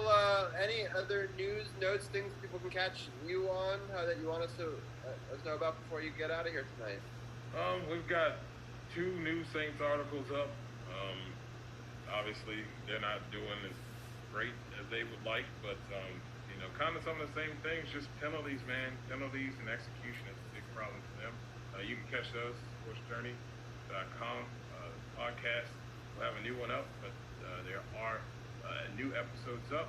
Episode 29 is up, so if you want to check that out. And this week we're going to do a little something different, man. We're going to touch on some big topics that have happened in the NFL and just around the sports realm, and kind of talk about those things this week. So it'll be an interesting show. It'll be a little bit different. Real quickly on the Saints thing, they crushed one of my friends. She had a 14 for 14 parlay going into that game, 95K going up, and was rooting for the Saints. That was last week, and obviously we didn't know the result of it because it was during our show. And I was also, I had the same picks on our pick'em. No one in our pick'em, by the way, picked Vegas to win that game, and I feel for her though. 95K, so close. Yeah. Yeah, that's rough. That's rough. But I look forward to listening to all the great topics you have on the show, and I appreciate your football coverage as always. Yeah, thanks for having me on, guys. Appreciate it. All right, Dujane, take it easy, bro. I'll talk to you later on, man. All right, brother. Sounds good. All right. Well, then we'll bring in our next guest here, Anna Knox, who's following the Stanley Cup Finals game that's going on, and she's nice enough to be joining us, even if she isn't feeling 100%. But I appreciate the effort. It'll be like the flu game, for Jordan, right? Or just iconic appearance, even, I with wish all I could be compared to his greatness, but that's okay. That's right. That's how it is on sports. So she toughing it out for the team, baby. That's what it's all about. She could be laid up, drinking a hot toddy right now with her feet kicked up, watching some football. Still having a cocktail. I'm not out she's of it. taking the time out to come on here and talk sports for you guys. Right, and she has the it. cup. Perfect. Right, yeah, the cup going. We'll talk about the cup. Just to reset everybody who's watching it live, I right now have a 0-0 with about 9 minutes left in the first period or so, therefore. And just to give people a scoring update, Kansas City is up 6-3 over the Ravens. 6:30 left in the first quarter in that game. So, yeah, it's been an exciting week for hockey fans. Anna, why don't you remind people sort of where we were coming from and how the week kind of transpired, and then we could get into a little bit of this live game as well. Absolutely. Yeah, talking to you guys last week, I think we all were like, well, you two were all pro Tampa Bay, and I'm still pulling for the Stars in this one. So last Wednesday, the Bolts came out strong, literally from the beginning. I mean, there was nothing that was going to stop this team. You could just see they just had that drive. And when you look at the final score of 5-2, but you look at who scored, so you have Hedman, Kucherov, Palat, Point, and Stamkos. And I have to say, as much as Tampa Bay and the Capitals are kind of this, I have nothing but respect for Stamkos. He came out for, I think, two and a half minutes, I believe. 2.5 minutes, and he scores. Yeah, 6 shifts, I think 2.5 minutes, I think is what it was. And he never came back in the second period or anything, but he just came, gave them that lift they needed, that edge that they needed, and momentum that they seem to have taken, even with him now being out for the rest of this series.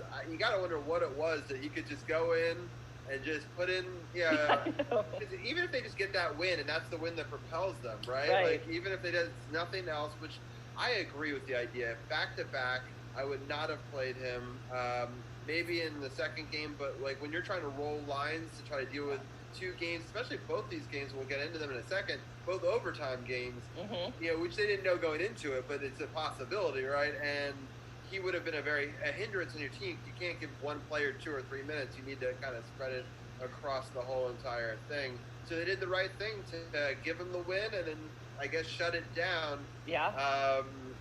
Well, I'll let Carol break down that first game where it's amazing Stamkos came back. Do you have any thoughts on that and sort of the rejuvenation of Tampa Bay there? I mean, he's a pro athlete that, fortunately for this pandemic situation, gave him enough time to, get back healthy so he could make an appearance in the Stanley Cup Finals and hopefully, be able to hoist that cup.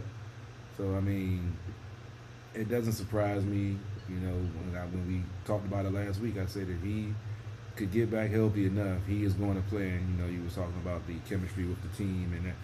But if you have your superstar that's fought back from an injury and you're still in heat of the Stanley Cup Finals, I mean, as a coach, you kind of have to put that player in there just to see even if it's an what extra could bench happen. coach and you play a man down, I mean, that's got to be such a spark, being that this guy's sitting here through whatever he's going through.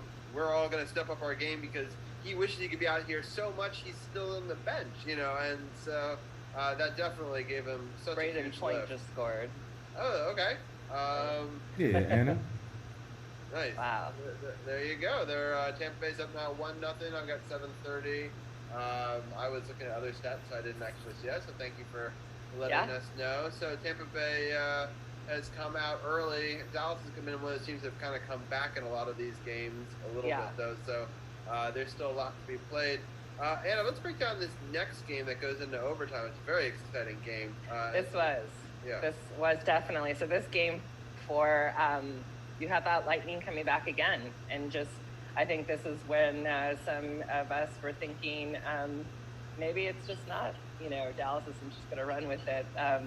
So you have Friday it was 5-4, and it was victory for Tampa Bay, who now then took the series 3-1. But they just unstoppable. They just had that momentum. They just clicked. They just looked good. Not that the Stars didn't play well, because they still scored 4, but there was just something about that Tampa Bay team that it was like Stamkos came out, they got the ball rolling, and they kept it going. So it was a good win. I have heard some chirping of people acknowledging Shattenkirk. I was never a huge fan when he was on the Caps, but he seems to be doing really well on this team. So good for him. He's going to score an assist in that game. So. Right. I think none of us on this panel really were a big Shattenkirk fan, so I will say that. He did not play well, especially for the contract that he was trying to get. Then New York gave him the contract he was trying to get anyway, even though he didn't play that great for us. Then he didn't live up to that contract. Yeah, right. Basically, on a minimum contract, he's playing amazing, right? So that happens sometimes, maybe when the pressure is off from the big contract. And New York and Washington are both these big media markets where in Tampa Bay he's not going to be. There's so many other big names on that team. Maybe a little the pressure is off of him if he's on one of those lower lines. Right. I always felt he was overrated. Yeah. So. I mean, I don't disagree, but he did show up when it counted the most. Now, the ending was really interesting. I mean, there was a lot of penalties in this game, especially in the third and in overtime. Some were questionable calls. Some people thought, some people don't believe that there should be a dive and a penalty called on the same play. It's either a hook or a dive, right? Right. We kind of hook to the groin area, and they think that it's kind of a cheap way for the official to get out of a power play being called or a way around it. I don't know. I can't agree with that. Did you see that play? I think it was a hook. I don't think it was a dive. I mean, actually, no. I honestly I didn't see the play, but just from you saying that it should be either one or the other. But sometimes there is a penalty, and sometimes you have a player that embellishes it so the referee will call it. And those are the ones that are like, if you see a stick in the skates like a little bit, but then he dives like 15 feet in the air, like he did it on purpose, they're going to call embellishment. So I feel in some situations it is a bailout in a tough situation, but sometimes it is embellishment, because Brad Marchand is the master of that, and I wish they would call him more for embellishment on some of the stuff that he does, and then he goes out and does some of the crazy stuff on ice that he does, and they don't call nothing. I'm like, man, he in them referees' pockets or something. I'm convinced he was a former, soccer player. Like that's, his theatrics are pretty spot on. So maybe he'll be a DC United player one day.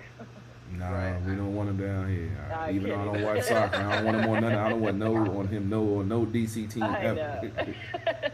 Yeah, no, That'd be terrible. And I'm fine with him calling embellishment when it's embellishment, or I understand what you're saying, sometimes calling both. And it's just a frustrating. I don't think that should have been called, but there's a call in overtime that ultimately led to it, that, they said that it was hooking, that maybe it could have been. They took him down with his other arm. They didn't. Right. So that's frustrating, for sure. What were some of your thoughts on that? Do you think the penalties were okay, or did you? I think I agree with you that there were a couple that I was like, really? I'm not sure I'm on board with that. And I think especially when it's not either one of, it's not the Capitals, so you're really starting to kind of be able to sit back and watch the game with a little less bias. I don't know. I think that was probably, of the 5 games, that was the worst calls. I think they've been pretty fair and pretty okay, the whole time. But yeah, there was something about the hooking. I guess it just wasn't. It's just because when it's never just so like 100% that it's everyone's going to come up with something. Yeah, no, I don't want it to be an excuse, and I know that a lot of Tampa Bay fans, I was talking to a couple of them afterwards, they deserve the win and whatever, and Dallas had a chance at the power play earlier in overtime. It's not like they were the only team to get a power play in overtime. Right. But I still think, I wish that if two officials saw things differently, they could mutually agree to go to a video review. So it's not like it's all the time, right? But I think the trail official sometimes sees things one way, and then the lead official sees it very differently. Yeah. But they don't want to step on each other's toes, so they just go with it, whatever.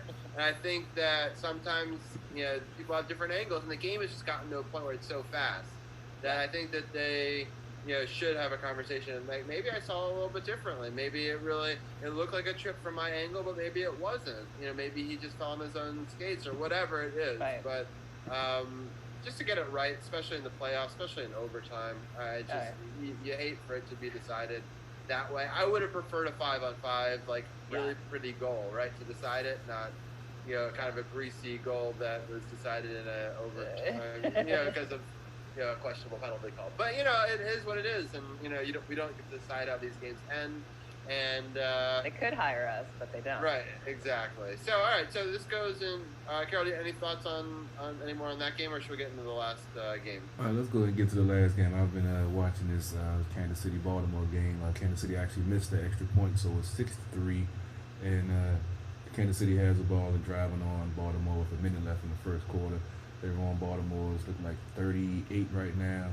And that little running back is causing problems already. My fantasy football is in trouble, I see. Yikes.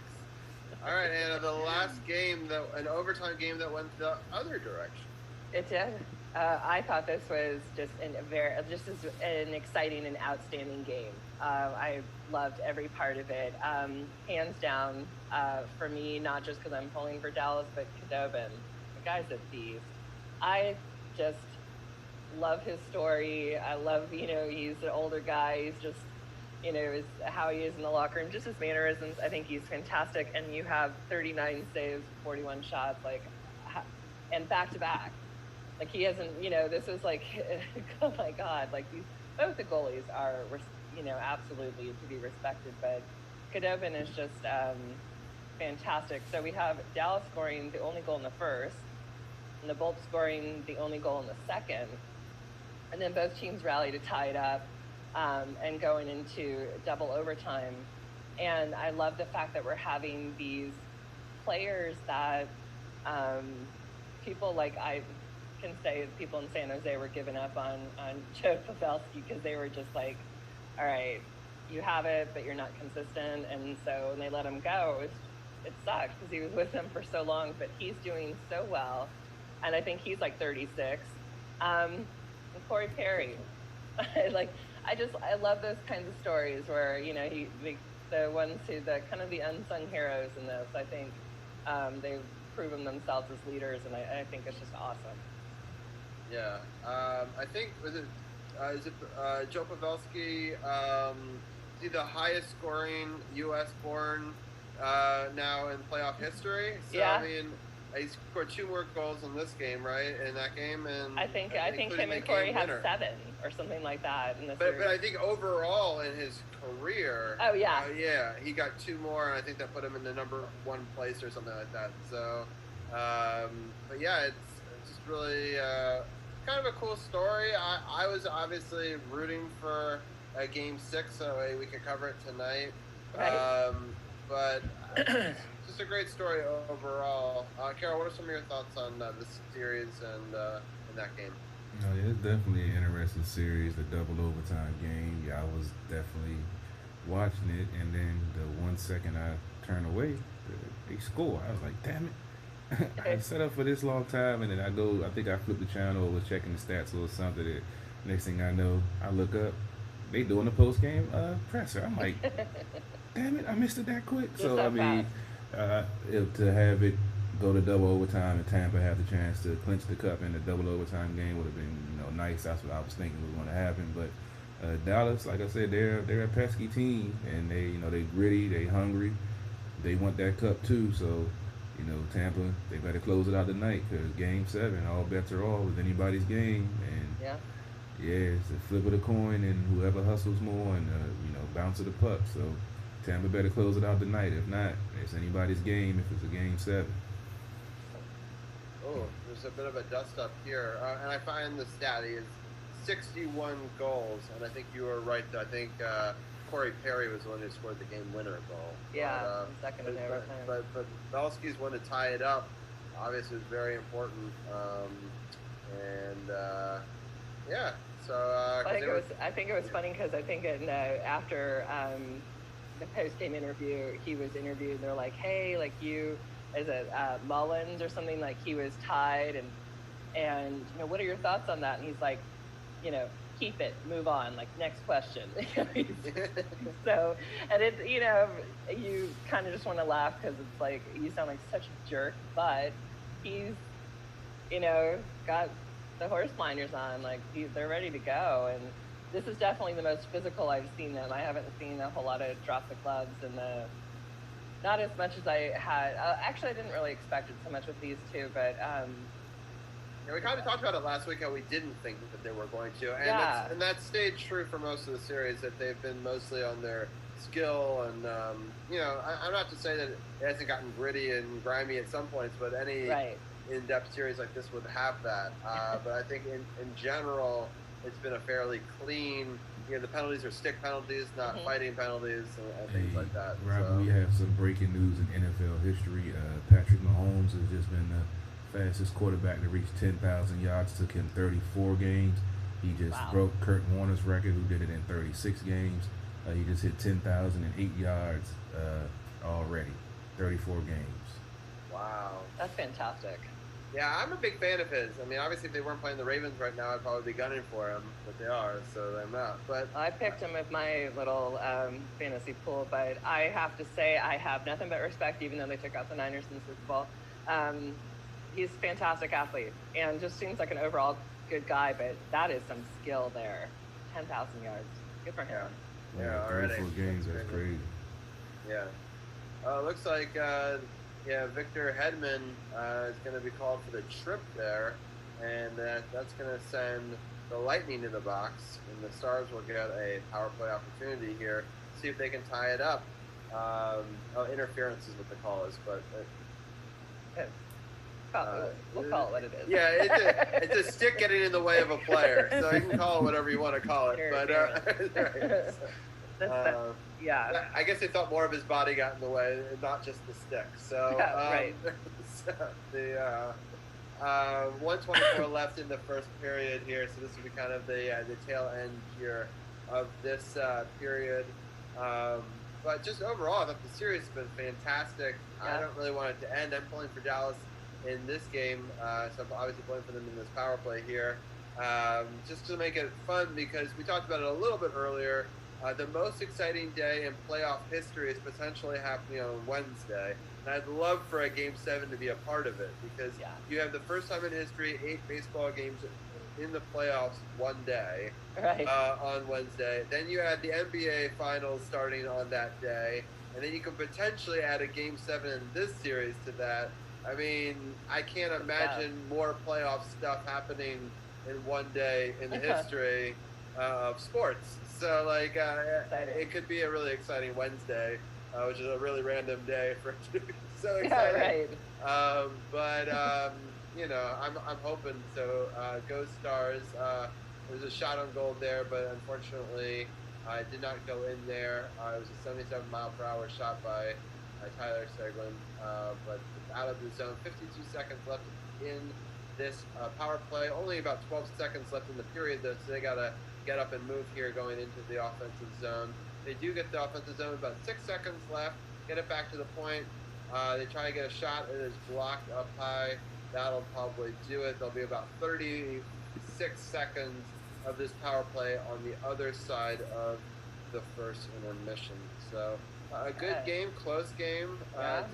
Dallas has been known to, I mean, both these teams have come back plenty of times in the playoffs, and nothing is kind of off the table at this point. Not at all, especially when you have that Saturday game, the double overtime. You know they're tired. And not just the goalies. And a back-to-back. So it's back-to-back overtime and a double overtime. I was and nobody gave up. Like, I mean, they didn't say, like, oh, yeah, okay, you know, they just, you know, we're done kind of thing. Like, they're fighting for this, and it's just, you know, skill hockey at its best right now, and I'm loving it. So, yeah, I would be excited for a Game 7, absolutely. I don't think Dallas is going to go down. You know, I really feel strongly about Sagan and Pavelski making a name for themselves tonight. Yeah, it's crazy to think that there might be 12 periods of hockey, right, in the matter of like 3 or 4 days. Like, I mean, because like when you think about it, it's like 3 full games in 2 days, 1 day off, and then they're back to it. And if this goes to overtime, I mean, who knows? Like, so that's a lot. It's crazy. It is. I'm tired for them. Yeah, I think it's unprecedented in some ways in the Stanley Cup Finals. And did you just use a COVID word? Yeah, unprecedented. Right. Yeah. No. So that's good. That's good. Well, hopefully I'll get a chance to see you guys on. Yeah, I think we'll have you on at the tail end of next week's show just to break down whatever happens the rest of this game, and if there is a Game 7, we can break that down quickly as well, and then any of our quick hockey thoughts going into the off season, and that'll sort of be the tail end of our show. We haven't really announced it yet, but I think the show, for anyone that's interested, since we are kind of wrapping up in a couple of minutes, I think we're going to keep the same format. We're going to start with baseball playoffs to start the show, then continue with the NBA Finals talk, and then start it with football talk to start the second hour, keep it in its normal time slot, and then end with some hockey talk, as this has worked out well, at least on our end. And so we really appreciate, Anna, you coming in and breaking it down with us, and I've been enjoying to be able to talk a little bit more hockey and not Capitals with you, and sort of breaking it down. Carol, any final thoughts before we wrap up this hockey segment? Like I say, it's good to have, Stanley Cup Finals. Unfortunately, Capitals aren't in it, but it's definitely been an entertaining series. Definitely been some good hockey played. Like I said, a double overtime game. What more could you ask for in a Stanley Cup elimination, game? Unfortunately, like I said, I'm rooting for Tampa, so hopefully they can close it out tonight. And like I said, I got homework to do, so I really can't watch too closely. I just got to keep getting updates every now and again. So I got homework to do after the show is over. I feel like a kid tonight. Oh, nice. Well, yeah, make sure you do all your homework. And the former teachers on this end, and the current teacher down here. Carol, what are your priorities tonight? Right. Hey, I got out of training, came home, prepped for the show, doing the show, and as soon as I finish the show, I'm going to eat my dinner, and I'm going to do my homework. Boom. Okay, good. Dude, committed. There you go. I like it. Showing Yeah. initiative, right? Girl, by the way, congratulations on the new job. Yeah, congratulations. Thank you. Like I said, if anybody needs a new Honda, Saturday I should be on the lot, so come holler at your boy, see if we can get you in something There you new. go. Nice. When I was in high school, I had a Honda, and I really liked it a lot. So I'll give a shout out to Honda Civics. So. I have a Honda Pilot. So oh, there you go. There you go. We have. You ready to trade it in? Come on down. There you go. If you need a brand new one, we know who to talk to. So that's awesome. Yeah, I'll just tell Ian that. Let's get on that. So, no problem. I'll let During it know. COVID, right? Right, exactly. The perfect time. Exactly. So we really enjoyed having you on, Anna, and we'll have you on next week. Yeah, looking forward to it. Take care. Stay healthy. My gosh, don't get, I don't know, whatever this is. I think it's just allergies, but everyone's Yes, like... feel better, for sure. Yeah, feel better. again, like, Appreciate you come with a little coming bit on more after spark. feeling not feeling well. All Sounds right, good. thanks, Well, guys. you I'll brought talk- it anyway. Yeah. It was a championship performance in our book. Oh, so. well, thank you. Thank you. There we go. Definitely, All right, definitely. I'll talk to you guys next week. All right, bye. All right, have a good night. All right, sounds good. All right, Carol, we did it. This time we're closer to our 2-hour mark, which, the last, I was doing the math. All 10 weeks of the season have broken the 2-hour mark. We haven't gotten it under yet. A lot to talk about, but we're right at our sweet spot tonight, so that's great. And I really enjoyed all the topics we talked about. Yeah, definitely. You had a great show, as always. Like we tell you, go check them out. If you don't catch it live, go check out SportsOTHP.com. And you can get the live feeds, or you can go to, they have the links. Robbie has the links there for Google Podcasts, Apple Podcasts. You can listen to it, you can watch it, but it's what we do. Some great content. Hopefully you enjoy it. Obviously do. One more shout out for Julie Donaldson. I'm so thankful for her for coming on. And if people haven't had a chance to listen to it, I mean, to have the vice president and the chief media person for the Washington football team really break down some of those questions that we asked her, I thought she just did a fabulous job. And I can't thank her enough for coming on. And hopefully we get to work with her going forward. She's a great resource, and she's opening up a lot of doors for media in Washington Football Team Park, I guess they call it. I don't know. It's a great thing. She's doing big things over there. It's wonderful to see a woman taking those reins and just really running away with it, bringing all sorts of new things to it, and just a great personality, someone who's been big in this area for a long time. And I'm really excited for her, and it was really cool that we had that opportunity to ask her some of those big questions. And I really hope that people go back and check that out. Definitely. We appreciate it as always.